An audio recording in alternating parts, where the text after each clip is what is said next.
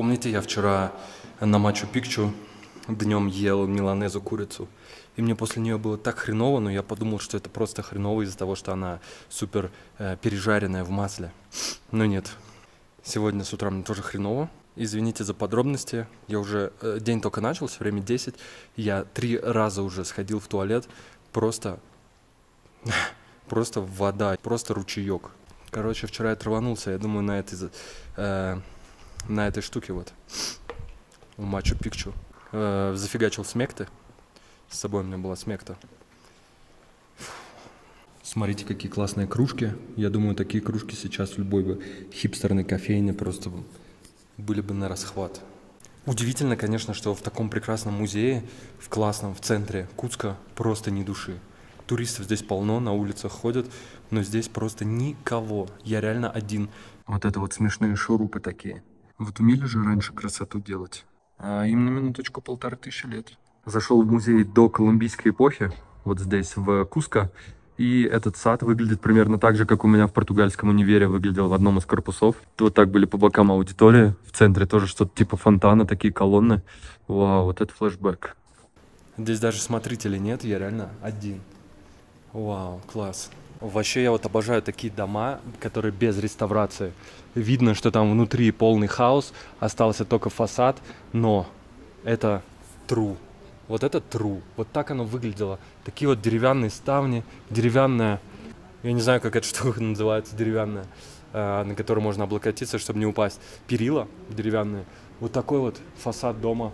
И это прям, не сказать, что это красиво, но за счет того, что это настоящее, это правда, это невероятно круто. В отличие от какого-нибудь реставрированного дома, 10 раз переделанного, от которого остался только фасад, и он никакого отношения не имеет к тому, что было в оригинале. Площадь в Куско, сзади меня фонтан. Вот это, по-моему, здание церкви, очень красивое, кстати.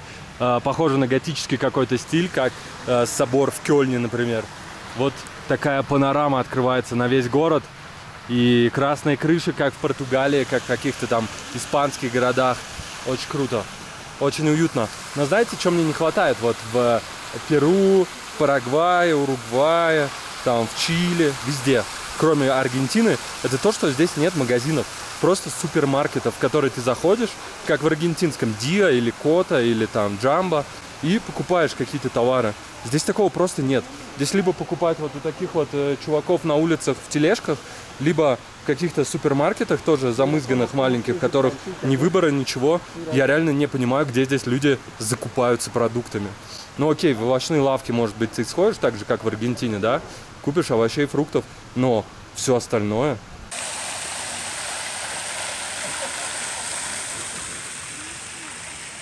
Сейчас идет Санта-Симанья, и это священная неделя, потому что через неделю, меньше даже, через 6 дней Пасха. И, соответственно, сейчас вот проходят какие-то религиозные христианские празднества, поэтому здесь, видимо, столько много народу. Не знаю. Hola, hola, señor. Окей, gracias. Я видел эту Мачу-Пикчу. Лучше, чем на картинке. Вот, а мы пойдем в другую церковь, не менее красивую. Куско – очень симпатичный городок, расположенный в горах Перу на высоте около 3500 метров, с множеством зданий испанской колониальной архитектуры. Мне повезло побывать в Куско во время недели перед Пасхой.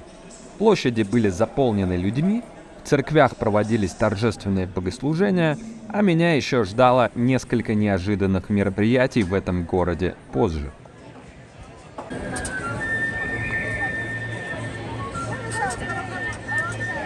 Да, давненько у меня такого не было, чтобы траванулся чем-то. Хотя в этих вот придорожных кафешках, где-то на границах или на станциях, конечно, очень опасно есть. Вот, но люди едят, и я думал, что все ок будет. Поэтому у меня сейчас выжидательная такая тактика. Я сижу на площади, где рядом много кафе. Со всех сторон кафе, если что, я сразу туда. Вот, а так хочу подождать какое-то время, посмотреть, что будет дальше. Потому что если меня где-то прихватят без туалета рядом, то будет грустно, конечно. Hola, señora. Gracias. Вот, сижу здесь всего 10 минут, уже человек 15 мимо меня прошли и предлагают мне что-то купить, всякую фигню. Прикиньте, сейчас в Куско, среди толпы просто людей везде, я встретил пару из автобуса из Ла Паза в Куско, по которой прямо передо мной сидели Родриго и девушка его или жена. Офигеть просто офигеть. Как так? Вот это совпадение. Вот когда кто-то говорит, что совпадений не бывает, бывают. Еще какие. У меня было такое, что я с одним чуваком познакомился в хостеле в Камбодже или в Малайзии, я не помню. А потом через год его встретил в аэропорту Европы. Просто в каком-то аэропорту, где толпа народу. Это вообще капец. Как так? Не представляю. Солнце жарит вообще нещадно. И трудно поверить, что ночью здесь супер холодно, а днем довольно жарко. Вот такие очереди здесь, банкоматы. Вот продают мороженое.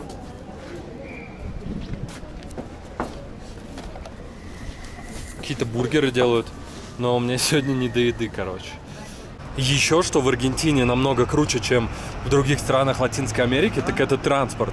В Буэнос-Айресе можно из любой точки просто него добраться в любую другую на автобусах, поездах, метро, как угодно. Все соединено, работает. Ну, может быть, там какие-то есть минусы, но оно работает неплохо. Здесь я просто не представляю, как куда-то добираться. В Боливии та же самая фигня. В Чили то же самое. Да везде, кроме Аргентины.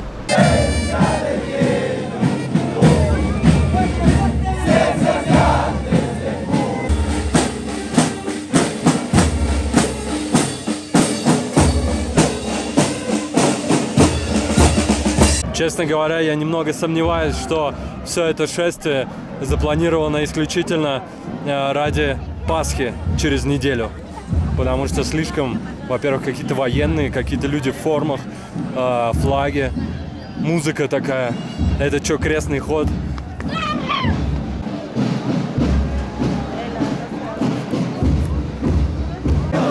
Чем дальше, тем больше халтурят пацаны.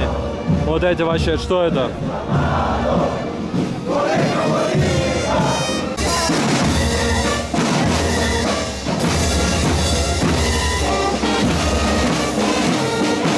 Не знаю почему, но выглядит это очень смешно.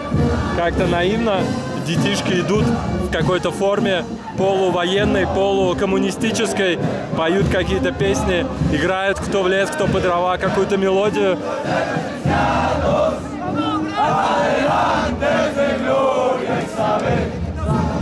И все это из-за Пасхи якобы.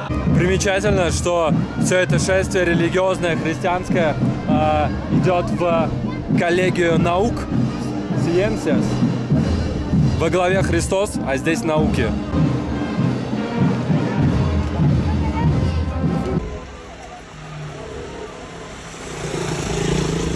Такие вот шапки здесь грустные, с грустной собакой.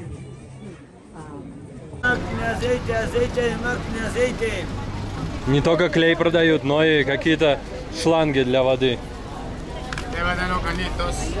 Hola, señor. ¿Qué es esto? ¿Para qué? Es para que no salpique el agua rápido. Ah, de agua. Ahí ves. Ah, para que no le ok. salpique el pecho, zapato, codo. Ok, muy bien. Gracias. Sí, sí, sí. Вот этот фрукт вообще первый раз в жизни вижу. Я даже не знаю, что это такое. Так, ну чё, куда-то мы пришли снова. Движняк невероятный просто. Видимо, у всех выходной сегодня, или я не знаю, как по-другому. Но вот на этот рынок нам нужно попасть. Ну, не то чтобы прямо нужно. Так, зайти, посмотреть, что да как вообще. Рынки-то везде одинаковые, ничего особенного. Мне вот больше нравится такая хаотичная, неофициальная торговля, когда бабушки сидят прямо под стенами официального рынка, щебечут между собой и продают кто что. Но давайте все-таки глянем на рынок. Самый центральный рынок в городе Куско в Перу. И что у нас здесь? Какие-то смузи можно попить. Что-то, какие-то яйца купить, мясо, видимо. Колбаса. В принципе, все как на обычном рынке. Ну реально, вообще, все то же самое.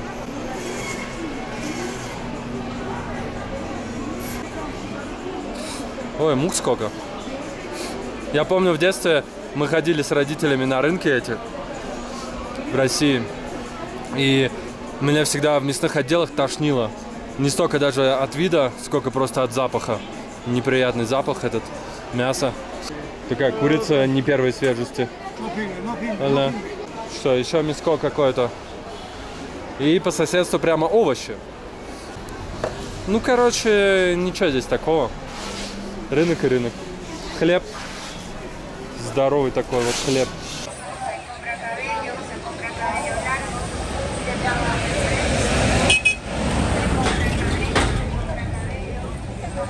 О, Альмагро, Альмагро, скучаю по Альмагро в Буэнос-Айресе. Да, я здесь заметил, по Латинской Америке везде у них названия одинаковые. Палермо, Альмагро, Кажао и так далее. Белен. Уже запомнил некоторые названия улиц.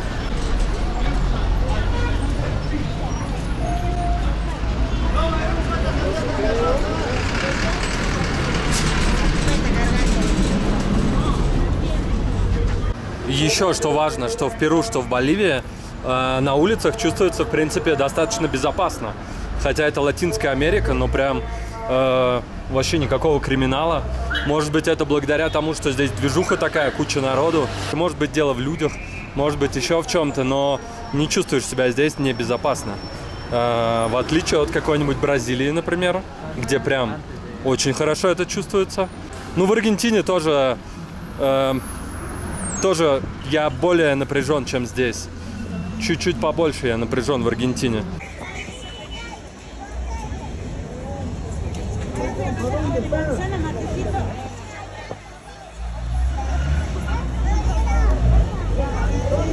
Очень похоже на улицах на какую-нибудь восточную страну, типа Ирана или Пакистана.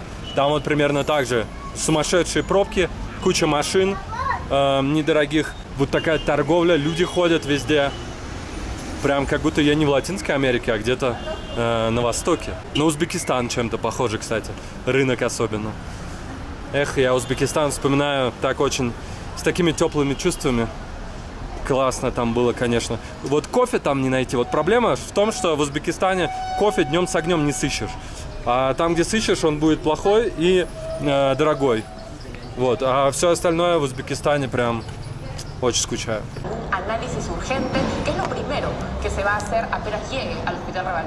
Что сейчас произошло? Сейчас я отправлял открытку вот в этом замечательном почтовом отделении в Перу, в Куско. При отправке открытки у меня женщина взяла паспорт, взяла фото паспорта, взяла фото моего лица и даже отпечаток пальца. Прикиньте, чтобы отправить открытку, нужно не только заплатить почти 600 рублей, это самая моя дорогая отправка открытки отсюда, из Перу, но еще и пройти вот это вот все. Весь этот комплект у меня собирали, когда я в миграционке Аргентины, например, подавался на рассмотрение ВНЖ, но для того, чтобы отправить открытку, то же самое, это просто трэш. Еще и стоит супер-мега дофига. Знаете, что интересно? Что вот меня с утра вообще полоскало, и до сих пор не очень чувствует себя живот, а жрать хочется. И поэтому что лучшее решение в этой ситуации? Захавать вот это все. Ну что, я справился с этим. Прекрасный аппетит, просто отменный, очень вкусно. Один из лучших бибимбапов в моей жизни корейской. Но под конец мне приспичило отойти. Okay. Контрахета. И под конец мне снова приспичило отойти в комнату с белым другом. И знаете, я не знал, что я могу издавать такие звуки вообще. У меня, мне кажется, такое 2 раза в жизни было максимум. Полоскает, будь здоров просто. Я такого вообще, не знаю, не помню реально. Вот, но еда вкусная. Ну что, прощаться надо с горами или с горами в Перу, в Боливии, в Аргентине даже, те, которые в Хухуе. И впервые, наверное, в жизни я побывал на высоте там 4000 метров, 4200 максимум было. Все, Сейчас я лечу в Лиму. Там высота 0. Прилетев в Лиму, в туалете аэропорта я увидел вот такой плакат, надпись на котором просит помочь избежать инцидентов и выбрасывать свои шприцы в специальный контейнер. Необычно. Везде реклама Инка-колы.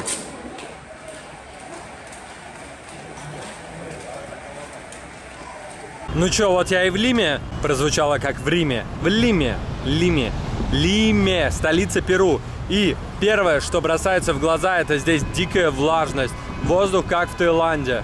Город на побережье. Второе, жара. Плюс 30. Сейчас вечер. Плюс 30. По прогнозу, ну, по гуглу. И по ощущениям тоже много. Может, не 30, но 25-27. И третье, это высота здесь 0 метров. 0 метров, это значит, что мои легкие, наконец-то, после 5 дней пребывания на высоте 3, 4, иногда 4200 метров. Мои легкие, наконец, спустя это время кайфанут и надышатся здесь кислородом, я надеюсь. Аэропорт Лимы просто огромный. Ну и Лима сама не маленький город, все-таки столица Перу. Жесть. Короче, Лима это просто невероятный какой-то мегаполис. В Москве 14-15 миллионов живет. Вы представляете размеры Москвы? Здесь, я погуглил, живет 10-11. По крайней мере, 6 лет назад было столько. Прикиньте, то есть это почти Москва. Это больше, чем Питер. Лима больше, чем Питер. Просто посмотрите, что по сторонам. Такого, как здесь, я не видел ни в Буэнос-Айресе, ни тем более в Куско, в котором 400 тысяч всего. Мы сейчас ехали от аэропорта 40 минут примерно. И ну, здесь миллион просто кафешек каких-то европейских. Здесь люди по-другому выглядят. Здесь движуха не такая, как в Куско или в Боливии. Здесь как-то одеты более хорошо. Есть транспорт какой-то, куча достопримечательностей. Вау! Просто вау! Офигеть! Вот этого я вообще не ожидал. Я не смотрел, насколько большая Лима, что здесь такого есть. И сейчас я поражен. Реально. Помните, я сегодня в Куско говорил, что я не понимаю, как они вообще живут здесь в Перу и в латиноамериканских странах без магазинов. Вот, например, пожалуйста, в Лиме такой проблемы нет. Магаз нормальный, макро, куча товаров, народу и так далее.